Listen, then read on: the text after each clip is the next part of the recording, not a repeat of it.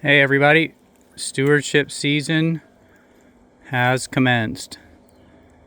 It's been a long, dry summer and fall here in central Ohio, but we finally are starting to get some frosty nights, and things are slowing down flora and fauna wise enough that we can start to do a little bit of stewardship work. We wait as long as we can so we don't disrupt nesting birds, migrating birds looking for food, insects, and so forth. But at some point we have to start doing a little bit of work.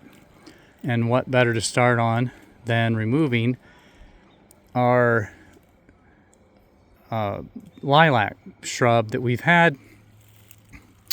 It's benefited a lot of our wildlife in terms of birds, for places to roost and from which to find shelter and feed. But other than that, it's not really that great for wildlife. It's not native, it's not invasive, but sometimes stuff just, we need to make space.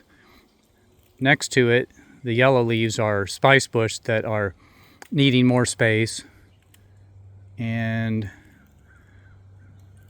I'm focusing right now on the center of the copse of lilac, and you can see I've already got some.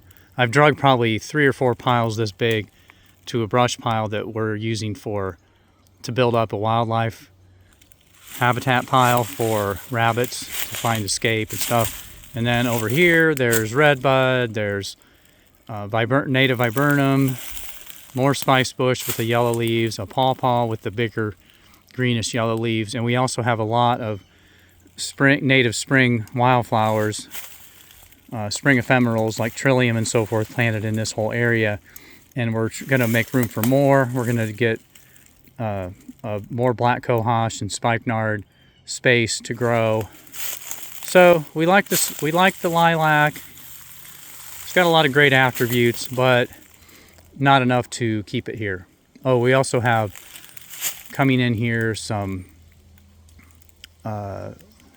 elderberry and other things we probably don't know about yet. However, there is one thing we know about. Right here,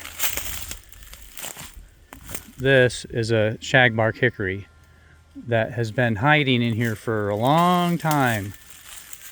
Do we need another tree? Another tree that's going to be a big shade giving tree?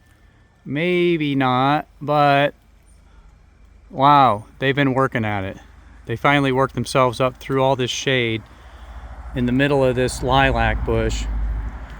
So we're probably going to let them go. So anyway, that's what I'm doing.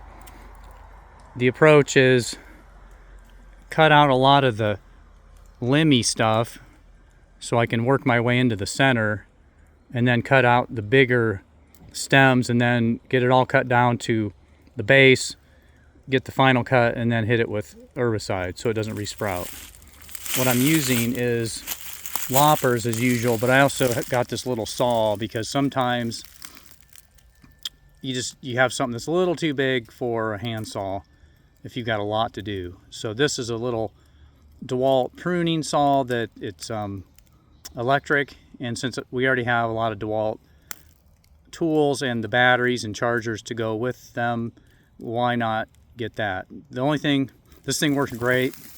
The only thing that's difficult, like with most things safety related, you have to push this little trigger to be able to engage the actual, I guess, throttle you'd call it, on switch, which is a little bit awkward, but everything else about it is great, including the tip, which keeps you from running the end of the chain into the ground and then needing to sharpen it then immediately. I've been using this thing for a year and have yet to need to sharpen the chain, which is very very strategic for us. And so original chain, we already had the batteries and chargers, and then you still have to use bar oil, just standard bar oil goes in here.